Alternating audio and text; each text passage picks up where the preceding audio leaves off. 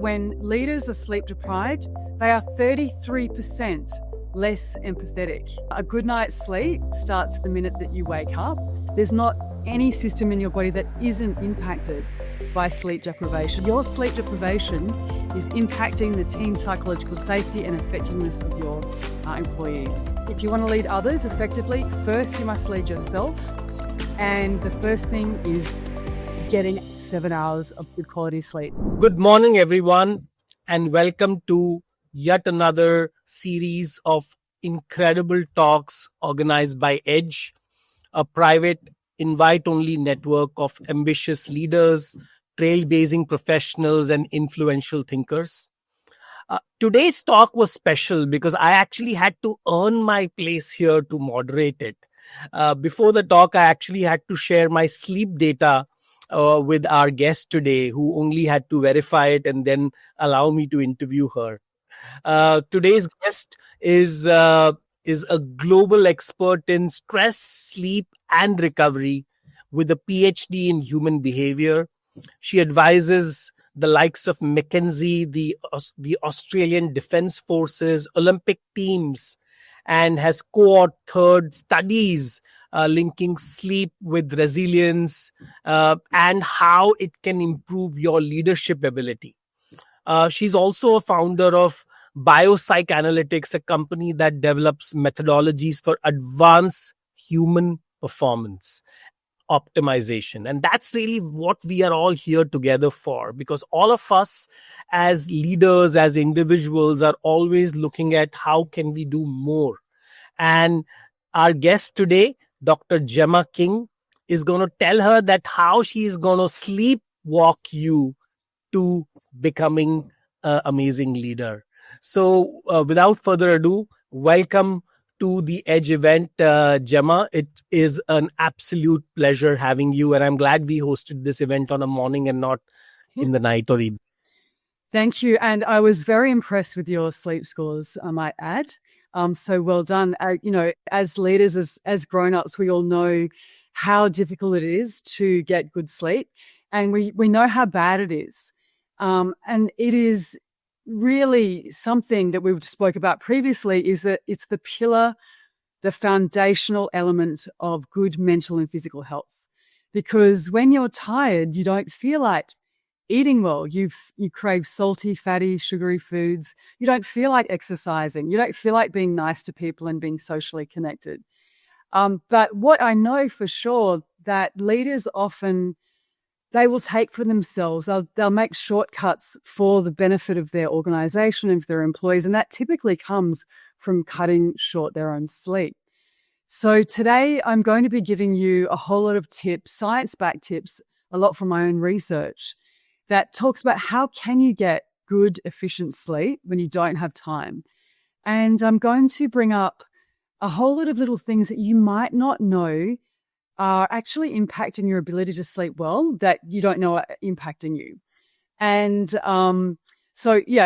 what I want to do first is convince you of why you should sleep. We all know the physiological decrements that people suffer. So the inability to heal properly, immune function dysregulation, the inability to regulate your weight, or even put on muscle mass, even if you're going to the gym. If you don't sleep well, you can't do any of those things. But what I think most people really don't understand is that sleep deprivation has a very, very potent and direct impact on your leadership, and in many different ways. So I'll just share my slides. I might share a few little slides, and I'm going to do a little experiment with you. So we know that, you can infer your biological age. And if you are going to do anything to improve your health and wellness, sleep is the thing. But first, what I want you to do, I want everyone to look at this picture and ask yourself, what emotion is this woman feeling? What do you think is behind those eyes? Is it dislike, suspicion, desire, or interest? Now, if you are sleep deprived, you're much more likely to have said dislike or suspicion, because we know that when people are sleep deprived, they have 60% stronger activation in their amygdala, which is the fear center. So when you're sleep deprived, you're much more likely to infer negative intention or negative facial expressions when they don't actually exist. So think about, what does this mean if you're a leader and if you're going into a negotiation or you're dealing with your employees? It's not very good if you're seeing negativity that doesn't exist, because you'll respond differently. We also know that when leaders are sleep deprived, they are 33% less empathetic. So when you think about when an employee comes to you and says, oh, my child is sick, or I have, caring responsibilities, you're 33% less likely to care about it, which is terrible. We also know that it changes your risk-taking profile. So if you are sleep deprived and someone says you've got these opportunities, you are 31% more likely to choose the more riskier option, and you are more likely to overestimate the gains by 50% and underestimate the risks. Now, if people come along and say, here is alternate information contrary to your thesis, you are 40% less likely to change your mind when you're sleep deprived. So that's quite significant. You are 4.5 times more likely to feel hostility if you're sleep deprived, and that's only if you're sleeping 5 hours a night. When people ask you to recall information, when you're sleep deprived, you produce 81% more negative memories and 30% more positive memories. So it really does change the lens through which you see the world. And so if you say to a sleep deprived leader, this is about delay discounting. You say to a sleep deprived leader, would you like $50 now, or would you like $100 next week? What do you think people will respond to if they're sleep deprived? They go for the $50 because they can't actually delay gratification when they're sleep deprived. So these are all the hidden consequences from a leader perspective of your behavior. So what do we do about it? Well, I always say that a good night's sleep starts the minute that you wake up. And one of the things you should never, ever do as a leader is reach for your phone first thing in the morning. So I think all of us have this terrible tendency of doing. Why not? Because would you invite your most annoying or problematic employee into your bed to lie next to you and to whinge to you about their day? No, you wouldn't do that because you want to protect yourself. You want to be prepared for negativity. But when you reach for your phone first thing in the morning, you don't know what messages you're going to see. You don't know what drama is going to be assaulted into your eyeballs in that moment. And we know that humans have a cortisol awakening curve.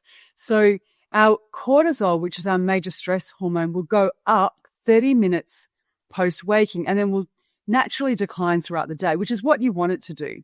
But if you get a shock email in the morning, you get this heightened cortisol straight away, and it dysregulates the rest of your day and actually primes you to feel differently about your day. So big no, don't reach for your phone. Also try and get photon exposure, light into your eyeballs around 10,000 lux for 10 minutes. That sets your circadian rhythm, and it tells you when you need to upregulate all the go-go hormones and then also when you need to downregulate your hormones. So we know that 16 hours after your first photon exposure, you will get natural sleep pressure in the evening. And so what happens often leaders will push past that natural sleep pressure, and then their brain thinks, what is going on? And then you get this rush, you get this second wind late at night, and that will make it harder and longer for you to get to sleep. So try to go within that natural sleep pressure, 16 hours. After you wake up, go back an hour, get ready to get into bed, and start your sleep program. Also, what I really recommend is in the morning is that you have protein for breakfast, because what you want to do is try and stop the seesawing effect of having differential blood sugar throughout the day. So if you have something sugary in the morning, you get this seesawing effect, and your insulin will pull blood sugar out of your system, and then you get this crash. And when you have this crash, you actually produce adrenaline and cortisol. Now, this adrenaline and cortisol will build up throughout the day, and it actually makes you emotionally dysregulated. And then by the time you try to go to sleep, you're tired and wired, you're full of adrenaline and cortisol, or often you might get this 3 a.m. waking. So I always say start the day with protein in order to have a good night's sleep. We also know that if you eat protein late at night, your body will prioritize digesting protein over deep, slow wave sleep. And so you don't really get into those replenishing deeper stages of your sleep. And so better off to have protein at breakfast or lunch and vegetarian at night. Another thing which I always say is you need to have nano intermissions throughout the day to stop the cumulative buildup of your stress hormones. So I used to put this on my phone or put it on my desktop, and in between tasks, I'll just do this resonant frequency breathing. And what it does, it just down regulates your system, puts you into that parasympathetic state. And what I really advocate is when people do this 30 seconds of breathing, that they breathe through their nose, because you've got enzymes in your paranasal sinuses that produce nitric oxide, which is a vasodilator, and it's something that really downregulates your system. And also we've got receptors on our top lip. So when we breathe through our nose, our brain is feeling that we've got air coming over our lip, and it tells our primitive brain, you're safe. There's nothing wrong, because there's no way that if you were getting chased by a bear or if you're in, an extreme situation, would you be breathing through your nose? So that's just an extra way to keep your stress hormones down throughout the day. I think a lot of people don't realize is that when you do accumulate, when you think throughout the day, when you use your brain, when you do anything that requires brain energy, there is a metabolic remnants that's left over. So inside your brain, when you think, when you see, when you act, you have ATP, adenosine triphosphate, which is like an explosion in your head. And there's this metabolic byproduct that's left over called adenosine. Now, adenosine builds up throughout the day. It's kind of like Mother Nature's dimmer switch. And we know that this is what makes you sleepy and tired. And coffee actually sits on the receptors and blocks it, but only for some time. But what happens, we know that this adenosine, this built up throughout the day, actually gives you an impending sense of doom. It actually makes you feel overwhelmed and feels like the world is closing in on you. We know this because adenosine is used as a heart medication for tachycardia. And when doctors administer this adenosine to the patients, they say, don't worry, you're not going to die. It's just this medication, because it makes you feel terrible. And I think what happens a lot of time with leaders, with people who don't get enough sleep, is that they go, oh, I hate my life. I hate my wife. I hate my dog. I hate where I live. I hate my job. I want to change it all. But actually, you could be walking around with a dirty brain, like literally a dirty brain. Now, the only way to get rid of this adenosine is deep, slow wave sleep. And as you can see on this screen here, it's an MRI of someone in deep slow wave sleep, and you can see that their brain is getting washed with cerebral spinal fluid that's getting pushing through all the beta and alpha amyloids and the tau's that build up, which is also highly correlated with dementia. So sometimes we wake up and we go, oh, life feels very hard, and you think it's everything else, but you just may not have ever gotten down into deep slow wave sleep. And there's all these things that stop it. So I'll just quickly go through your sleep cycles. So one of the big things is that sleep, deep slow wave sleep, actually happens in the 2 hours before midnight. So I know a lot of leaders will stay up late because they have to. They've got to get things done. But deep slow wave sleep is the only time when you really clean your brain. And it's very, very difficult if you go to bed past midnight to catch up on that deep slow wave sleep. You never really get the sufficient brain cleaning. You never really get the same amount of human growth hormone. Human growth hormone is secreted in those 2 hours before sleep. You get a little bit in the later hours, but nothing like you do before midnight. So what I always say is if you have a lot to do and you want to stay up and do it, think about the law of diminishing returns. I call this the pumpkin effect. So the closer you get to midnight and after midnight, the more mistakes you're made, the worse your error detection is, and the more inefficient you become. So you are better off going to bed at 9:30, 10 o'clock and waking up at 3 o'clock in the morning and doing that work you have to do, rather than pushing through till midnight and after midnight, because you're not getting deep slow wave sleep. You're not getting growth hormones, and your brain will push out REM. Now, I think, Vishal, we spoke before about the importance of REM. It's where you consolidate your memories. It's where you do your emotional reasoning. If you're studying for an exam, or if you've got an important details or data to remember, you literally cannot push this information into your memory banks unless you have a REM part of your sleep architecture. So I always used to say when I was teaching at uni, do not do an all-nighter. You have to sleep to get into your memory banks, and especially when you're trying to recall information when you're stressed out. I think also people don't understand that during the REM part of your sleep, there is a forgetting phenomenon where there's so much stuff that happens throughout the day you do not need to remember. And if you don't have REM sleep, you don't shave off those memories, and it can create enormous amounts of anxiety. So these are all the sleep cycles. This is why these are important. And things like alcohol, lots of different foods, MSG, eating sugary snacks before bed.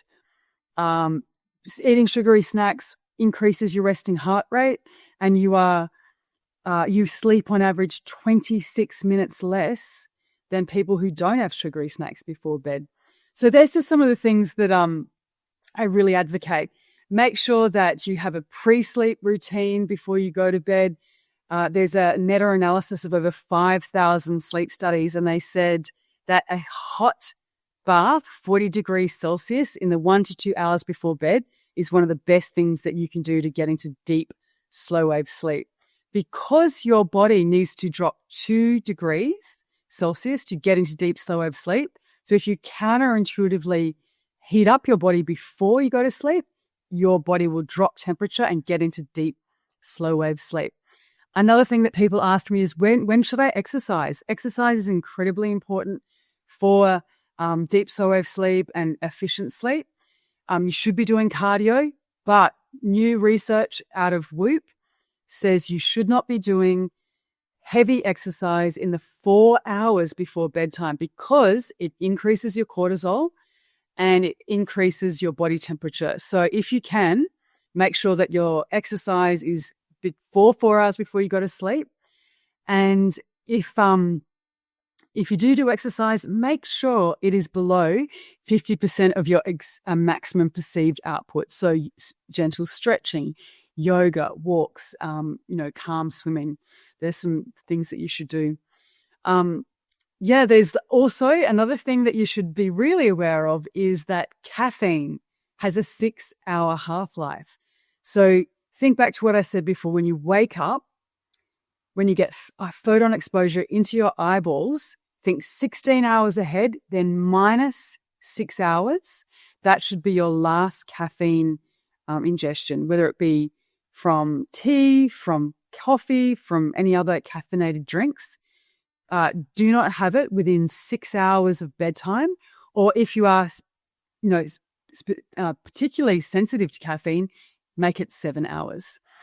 Energy drinks are terrible. They will increase your blood pressure and your heart rate for up to 12 hours from just one drink. And in fact, it's been highly correlated with blood cancer. Taurine plus phenylalanine out of those energy drinks is terrible. But yeah, so Vishal, is there some questions that you were wanting to ask about sleep in particular? No, I think, first of all, thanks for this incredible presentation. I think you've beautifully put an amazing case for good sleep. Something which is really, really neglected.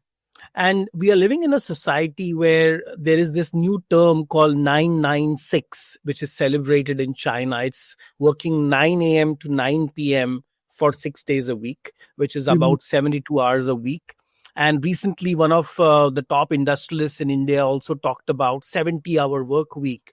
Now, if you're going to work for 12 hours a day and if you take commute time, etc., there is absolutely no way if you come back from office at 10 or 11 p.m. there's no way you can go to sleep by 12. So we are currently living in a culture where burning the midnight oil is celebrated. Doing an all-nighter means you are a very hardworking employee or a leader. How do you change this mindset, especially in the corporates where lack of sleep is celebrated?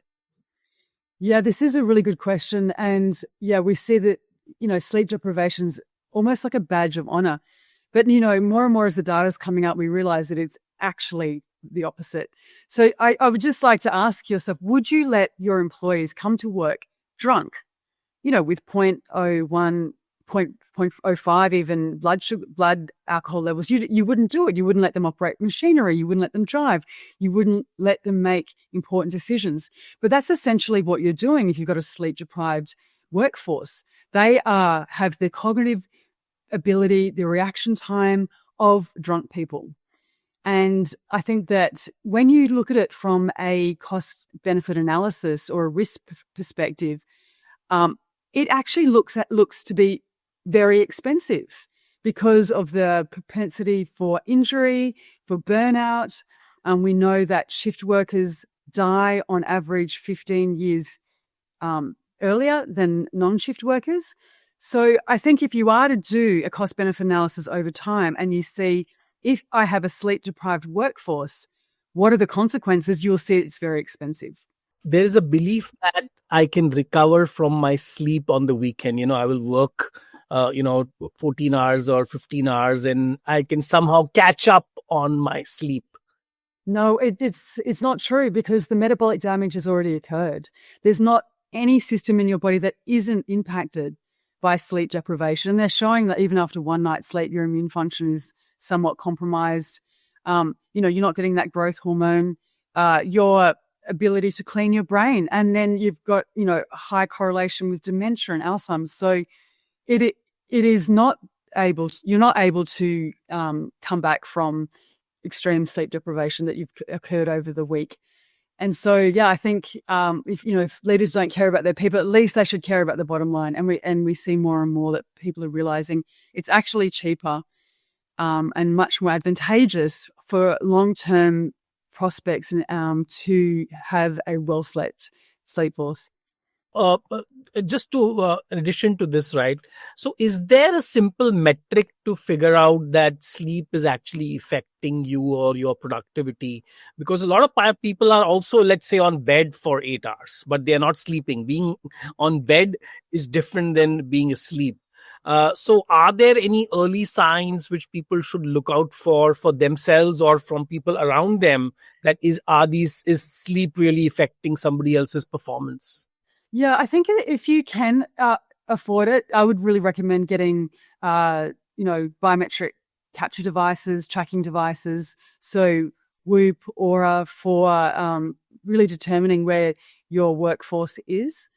But if you find that people, are just making mistakes and there's a lot of inter-team friction, like we know that in my research, we found that those leaders who were sleep deprived, their teams had lower levels of psychological safety. So, psychological safety is basically team trust. And Google found that psychological safety was the most important construct for a high-performing team. So if you want a high-performing team and they're not sleeping, it is not going to be a high-performing team. We just know that. And the team will not trust each other and they will not trust you. So I think that if you're looking, you might see it as cultural issues. You might see it as inefficiency. You might see it as people aren't trained properly. You can't train people if they're not haven't slept well. Their prefrontal cortex and the hippocampus does not work. You just cannot, as we said, before, lay down memories. So yeah, I would, if your team or your organization is not doing well, that's one of the first things I would look at is what is the sleep status of your workforce. So I think on that same note, you work a lot with Olympic teams, Olympic athletes. How has sleep impacted their performance, and how can that lessons be integrated in a professional life for somebody? Yeah, that's a really great question. So what we found working with Olympic athletes, when you get to that stage where you're top of your field, everybody is incredibly fit. Everyone has this amazing skill acquisition. Everyone really knows what to do. But what we found was the differentiator between those who won the gold medals and those who didn't was what they did outside, the pool, the track, their game, and it was how they recovered. And so what we know is that how you sleep, what are your recovery protocols are actually more predictive. And we know when you look at what is the greatest predictor of success of any team, it is athlete availability. And what is the greatest predictor of athlete availability? It's injury prevention or lack of injury. What is the greatest predictor of not getting injuries? How much time you sleep. And we know that elite athletes have to sleep at least 9 hours a day. So when you go back and you go, okay, why is my athlete not performing? You can probably trace it back to the fact that they're not going to sleep early enough. They're not getting that deep, slow sleep. They're not getting that growth hormone. They're not repairing. They're not recovering. And when you shift that and change that, you can see a dramatic improvement in their success or the success of a team. And so if you really want high-performing teams, you have to look at your knowledge workers in the same way that you would look at Olympic athletes looking after their physical fitness. You have to look after their cognitive fitness. And the first way, the best way, the number one thing you should look at is how are they sleeping? So apart from leaders, we are also seeing a lot of sleep issues in younger people. They are all addicted to their screens on Instagram and TikTok, and they are always on, as we call it. And teenagers and the Gen Z has a much bigger problem with sleep. Do you have any guidance for that generation on how can they adopt to a much healthier sleep routine? Yeah, it's so terrible. Like the tech bros don't let their kids onto social media and phones all day because they know exactly what it does to developing brains. It's like a hypodermic needle of dopamine straight into the skull, like when you've got your phone. It's so addictive. Like I always say that we are dopamine crackheads. I myself am addicted. So you really, like parents these days are really up against a big struggle and trying to stop their kids looking at social media. It's bad for so many reasons. For a start, there's postural issues. But second, we know that when you're looking at a screen into the night, there's blue light. Even if you use blue light blockers, there is green and purple light on the other end of the spectrum, which probably do the same thing, which is push back your melatonin production by some say 12 minutes, some say 90 minutes. So it really does push back your natural sleep pressure. So kids are finding it even harder and longer to get into sleep. But what's also really devastating is that your brain, when you open up your phone, you can't tell what's going to be shown on your phone. You could be exposed to war, the most terrible things happening to people, rage bait. You could see your ex having an amazing life. Everyone's got a more amazing life, bigger house, better job, all these things that will produce stress hormones. And so if you're lying in bed looking at all these things and you've got no control over what you're seeing, you're just going to be producing all these stress hormones without any control. We know that when you produce cortisol, it takes at least 30 minutes to get out of your system.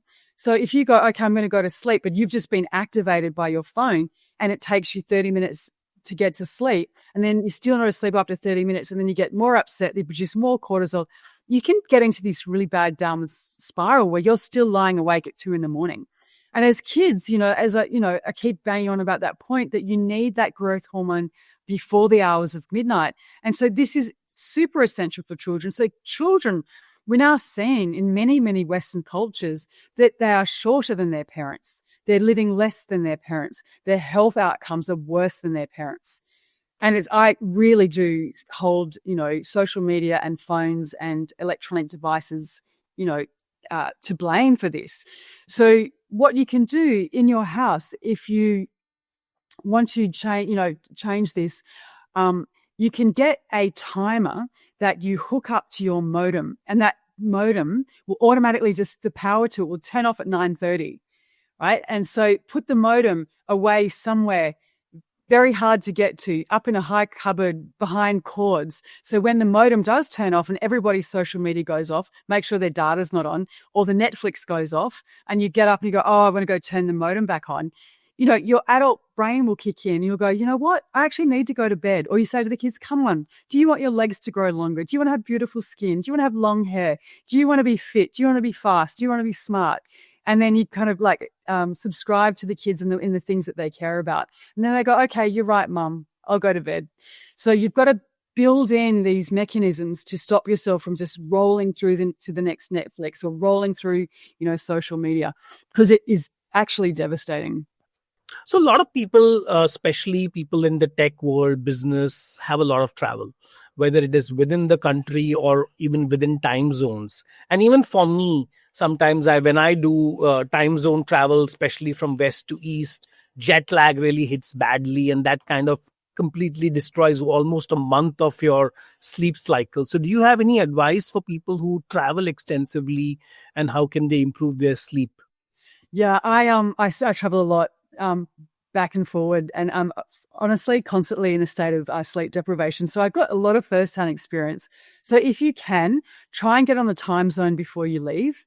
If you can't, what you can do is try to have the protein as soon as you wake up. When you're on a plane, of course, have light vegetarian, don't drink alcohol, hydrate.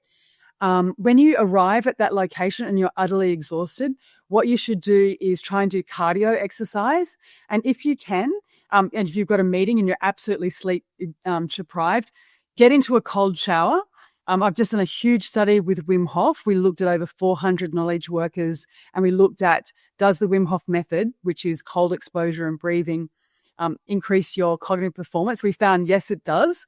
So if you can, download on your YouTube, go through the breathing exercises of Wim Hof, get into a cold shower for 2 minutes. It will increase your mental acuity by 33%.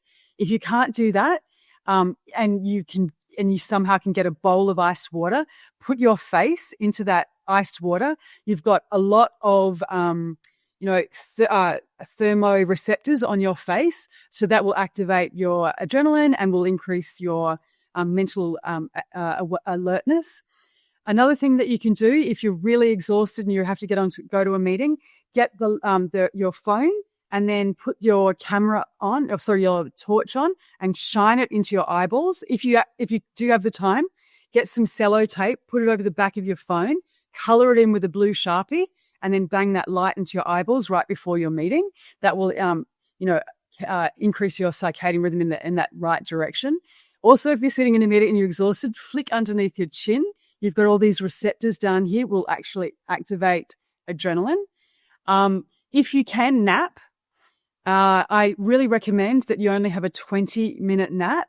If you go into a 30 or 40-minute nap and you get woken up, you have the chance of getting sleep inertia. I think we've all had that horrible feeling we wake up, we're totally discombobulated, we're our motor skills, we're just confused. It's because you've been woken up in the deepest part of your sleep and all of your hormones and your temperature is all dysregulated. So it takes you sometimes up to 3 hours to get right again. So be very careful when you have naps, 20-minute naps, so 10, 20-minute naps, or go for the full sleep cycle, 90-minute naps. Try to avoid getting woken up in between. But yeah, try to avoid alcohol, heavy meat. And honestly, what I do is I think about, wow, I actually feel quite good. I think, oh my God, I feel not too bad. And so try to attend to the positive messages coming from your body rather than going, oh, I feel terrible, because sleep deprivation plus sleep deprivation anxiety conflated is a double whammy. So try to deconflate those two. And there's a study to suggest that the greatest predictor of next day cognitive performance is related to how well you thought you slept. Not how well you slept, but how well you thought you slept. So you can actually trick your brain into thinking, you know what? I actually didn't sleep too bad, or I'm actually pretty good without, any sleep. I've done it lots of times, and you convince yourself. So that's what I do. I just sort of say, harden up. You're totally fine. You'll get to sleep later, but just push through. So on napping, I actually have a very interesting hack. There is this lot of YouTube videos on something called yoga nidra.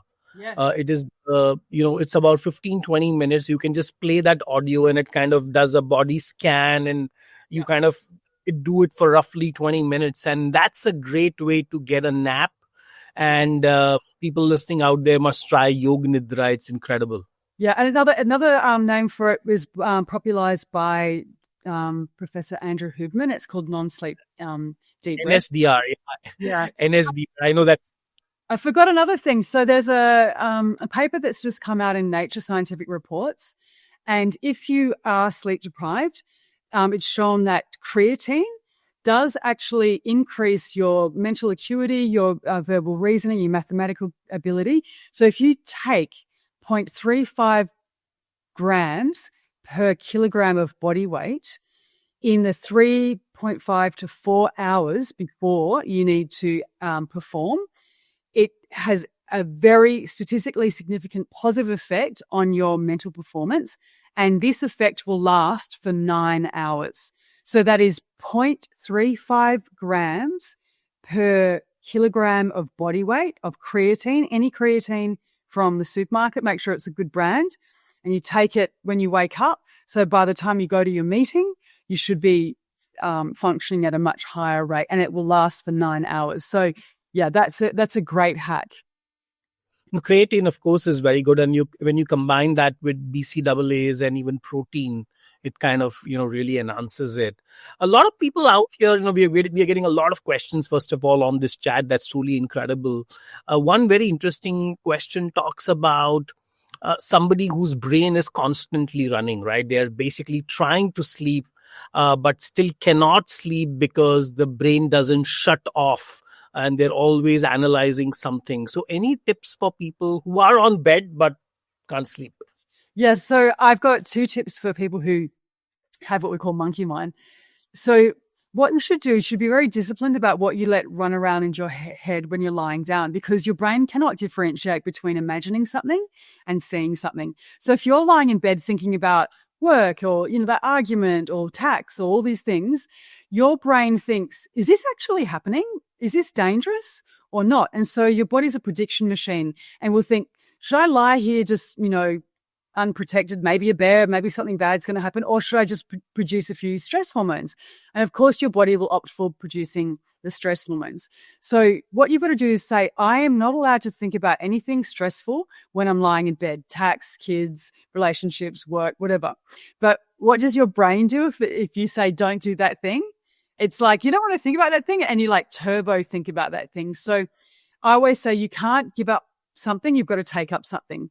So I really recommend having a list of non-emotionally evoking, repetitive, fairly boring topics that you're allowed to think about. So that would be like making your favorite meal, how to change a tire, yoga asana, your jogging route, and you have it written down on a piece of paper, and you're only allowed to think about those things when you're horizontal. Another thing which I've been doing, which works really well for me, is called cognitive shuffling. So you lie in bed and you think of one word. So for instance, you say the word slumber, and then you think about all the unrelated words that start with S: salt, significant, slippery, situation, steer, shoe. Yeah. And then you picture those words in your mind. You say them slowly. Then you go on to L, then U. And then by the time you get to R, you typically have fallen asleep. I also saw there was 2 other ones I saw just recently. So if you lie in bed and pretend that your eyes are closed, but you go look up with your eyes closed, look down, look left, look right, go round and then back, and then do that again, up, down, left, right. But so you're doing this while your eyes are closed. Some people think that works really well. Another one I've seen, it was actually a study out of Oxford, is that you lie in bed and you keep your eyes open. You say, don't close your eyes, don't close your eyes, don't close your eyes. And of course, what do you want to do? You want to close your eyes. So there's a few things, but just be really careful. Like before you went to bed, did you have MSG, monosodium glutamate, which is a neurotransmitter, which gives you terrible dreams and makes it really hard for you to have good sleep? Did you have lots of sugar, which increase your resting heart rate? Did you have alcohol? Did you have heavy meat? All these things, try and push back. My PhD student has just done a big study. She said if you eat your last meal when the sun goes down, you'll have the most amazing sleep. You increase heart rate variability, lower resting heart rate, and much better sleep quality and duration. Another thing which has really worked for me, and I tried it with a few of my friends, is hearing to binaural beats. These music, you can put it on your headphones, and this alpha and beta waves kind of also make a big difference. One of the other questions which people are really talking about is that today there is the Aura Ring, there is the Whoop, we have the GOQii devices. So are there any favorite devices or apps which you use or recommend people, or how should they track it, right? Because that's part of the problem. So I've got the Whoop on. So we were actually the first Whoop wearers in Australia. That's what I use for all my research. I find that it's probably the most well-validated. I found it's the best for my purposes. I think it's incredibly informative. So you can't really change something unless you can measure it and then know where you're at. Like I said, a lot of people, they wake up and they feel terrible, but they don't realize that they actually haven't hit deep, slow wave sleep. So they haven't cleaned out their brain. So unless you know how much of your sleep architecture is in deep, slow wave sleep or REM sleep, or, are you actually getting deep sleep disturbances? Do you have sleep apnea? Unless you measure it, you don't really know it. So I really highly recommend. I think Aura is also very well validated. But also we know that people get sleep anxiety. There's been a couple of Olympic athletes that I've worked with that said, I just can't use tracking devices because I wake up, I'm in the red, and that will completely disrupt my performance. So I think that, and there's a lot of people who get it completely obsessed with their data. And sometimes I think if you're one of those people that gets obsessive, or you find it's a negative experience, the cortisol that you produce from looking at your, sleep data is probably worse than not sleeping, and it's probably causing you not to sleep. So I think really know yourself. And if you do feel quite anxious about things like that, maybe don't use sleep metrics. But I think if you can, even for, a couple of months, just so you know where you're at. And I love the fact that, like with Whoop, you can do mini experiments on your body. You can, take magnesium, you can have acupuncture, you can, eat, meat or not meat. You can say, I can have one glass of wine, or you can do these experiments, because you'll get an individualized report at the end of every month saying that thing that you did was no good for sleep, but that thing didn't really impact you. And then you can really hone in and specialize your sleep schedules and what you do. And maybe you don't have to restrict yourself so much. Or maybe, wow, every time I had wine, or that really crushed my sleep. So I think it's, if you are really interested in this, you understand how important it is, definitely get something that you measure. I also have been using the 8 Sleep mattress, which, oh my God, it is the most unbelievable piece of technology. It is incredible, particularly if you live in a hot, temperature zone. So this is a topper that goes over your mattress that has these water vesicles, and it's like AI enabled, and it will look at your ambient temperature of your room, your body temperature, your age, what part of your sleep cycle you're in, and it will make adjustments throughout the night. So you never really get overheated, you never really get cold, and your sleep is unbelievable. It's really good if you're sleeping next to someone who runs hot, or if you run cold, because they're different sides of the mattress differentially cool or heat according to that person. I think I've heard lots of women who are going through perimenopause and menopause think it's an absolute game changer for when people have hot flushes. So if you can afford it, I strongly recommend getting that. It's called 8 Sleep. It's very, very good technology. Also now sleep apnea is becoming a big issue. a lot of people are finally taking sleep studies and getting diagnosed with sleep apnea. What are your recommendations to people suffering from this condition? Because for them, sleep impairment is really massive and that can put a lot of load on their cardiovascular system. Yeah, I've been doing a lot of research into sleep apnea recently. One of the biggest things is lose weight, don't eat sugar, don't drink, and do exercise, and do a lot of neck and head exercises as well. It is incredibly detrimental to your system if you are like literally suffocating throughout the night, highly correlated with dementia. But I think that if you take into your own hands those things, reduce your blood sugar, reduce your sugar intake, reduce your weight, and exercise, the research shows that you will find improvements. I mean, there are some genetic factors, some physiological, just the way people's throats are. But if you can take those things into your own hands, and it will dramatically improve the outcomes. Get on a CPAP machine. They're incredibly beneficial. They also are very good for hangovers. I just read a paper. So, but I think that you need to try to do those pillars. We also have a very unique question around a young mother. As you know, when you have babies, your sleep cycle goes for a complete toss because it is aligned to somebody else's sleep cycle. And a lot of times mothers even, feel kind of guilty if they are sleeping longer. So do you have any recommendation for women, especially during the early years of their babies? I feel your pain. I've got 3 children, so I have definitely been through the trenches with parenting.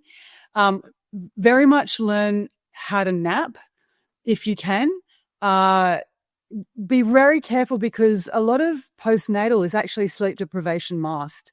Like you think you're not coping, but honestly, when you are sleep deprived, it makes you crazy. It definitely changes your whole perspective. It changes your behavior. It changes your relationship with your partner.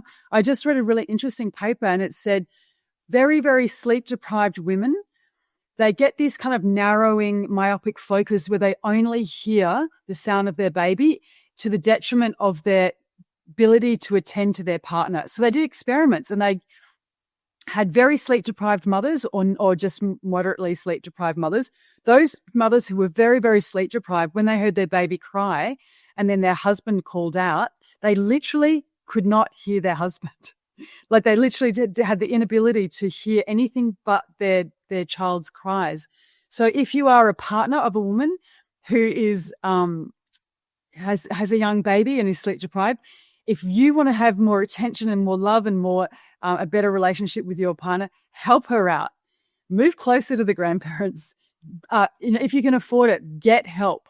Get someone to clean the house. Get someone to help cook the meals because it's only a short moment in time. It's not worth ruining your relationship over. And let her sleep. If she's sleeping, if she's breastfeeding, it's like running a marathon every day. People really don't understand the metabolic costs of breastfeeding. It makes women utterly exhausted. And it's very, very unusual in our culture where a woman's left by herself in an apartment with a baby and is left to do it all by herself, cooking, cleaning, washing, and child rearing by herself. It's lonely and it's just, we're not meant to live like this. We're meant to live in villages. When you look at hunter-gatherer societies, women spent less than 40% of their time alone with their babies. So it's very important to help out mothers. So beyond feeling tired, what are some of the most critical yet often underestimated impacts of chronic sleep deprivation, especially on decision-making or long-term mental health?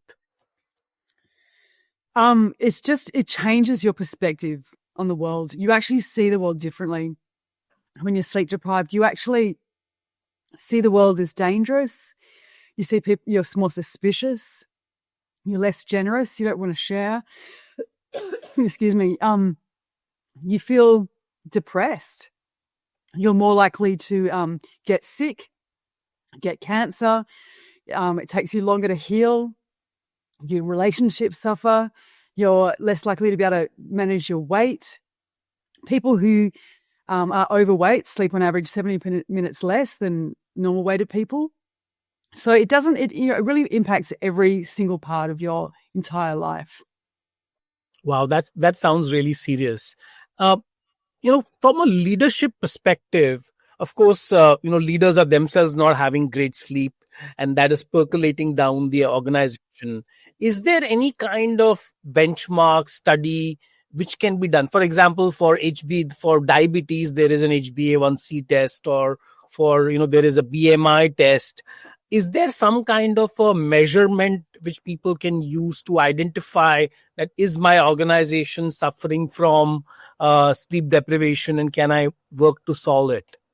Not yet, but I think that's a fantastic idea. Like you'd have, environmental ESG metrics. I think we really should be bringing in sleep metrics. And I know that what they do is they reward people if they have sleep consistency and certain sleep durations.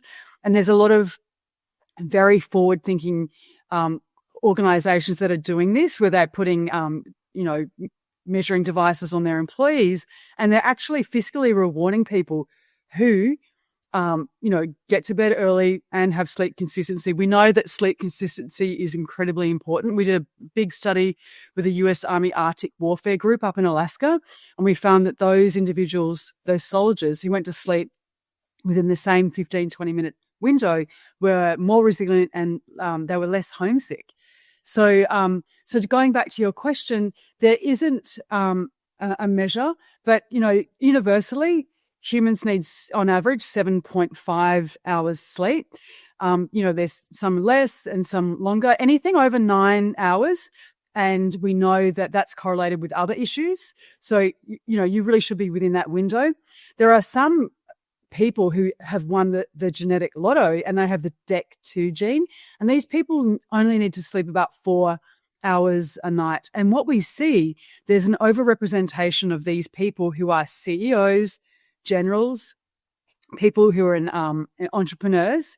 And so the risk of this is that we've got people who are running companies who don't need sleep. They actually function really well with absolutely no physiological decrements whatsoever. They've just got this genetic disposition where they can just, function on little sleep. So they're working really hard throughout the night. And the unfortunate thing is that they don't understand that the rest of the population of their workforce has to sleep at least 7 hours. And so what we know is like 7 hours in bed is not 7 hours of sleep. So you really have to have a buffer zone. I think of about an hour and a half. So if you want to have 7 hours sleep, you've probably got to be in bed for around 8.5 hours. I think if you want to be a forward-thinking organization, you really care about your employees, you care about your bottom line, I would get sleep trackers, and I would reward your employees for getting to bed early and having sleep consistency. And you can kind of make it fun. You could have like this inter-team, competition where you have groups, and I know there'll be people with kids and mothers and people with health disorders. But I think if you have a team and you're all like in it together, it could be quite fun and very beneficial for your organization. So, Gemma, we only have a few more minutes left. So I'm going to call you right now and say, listen, I'm a CEO and I just need 3 tips from you to make myself and my team members sleep. So what are your top 3 tips so that everybody going away from this talk can implement that and from tonight see an impact in their sleep? Okay. Day drink, eat protein at lunch. Don't drink before bed. That's one of the biggest things. Sleep consistency, try to have regular sleep, try to get to bed before, 10 in bed. And last one is just know the impact on your behavior. Understand that maybe your employees aren't being irritating and stupid and useless. Maybe you're just tired, and look at yourself. It's all about, if you want to lead others effectively, first you must lead yourself. And the first thing is getting 7 hours of good quality sleep. That's amazing. I think you need to look at yourself before you reflect on others. That's an incredible takeaway.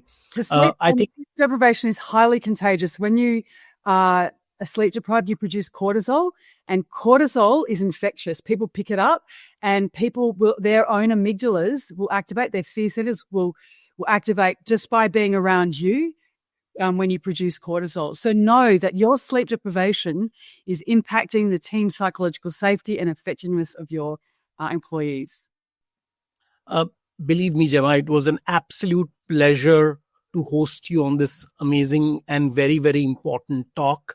For all the people listening and seeing, if there is one lesson you can learn from this, is prioritize your sleep. And sleep is like a foundation. If you can fix sleep, it automatically will see compounding effects on your productivity, on your food intake, on your exercise, because it kind of improves you overall. The tips which Gemma talked about are very easy and very practical for everybody to do. And all I can tell you is we have a completely aligned talk happening on the 12th of July, which is on the art of being heard and hearing others. So people need to be hearing if somebody else is telling you that, hey, you better get some more rest or sleep. This talk next week is by Stanford psychologist and best-selling author Caroline Fletch on the 12th July at 11 a.m. So that's going to be exciting. But once again, Gemma, it was an absolute pleasure having you here. I hope everybody out here will follow your tips and advice and improve their sleep. Thanks a lot once again. Thank you. Thanks for having me.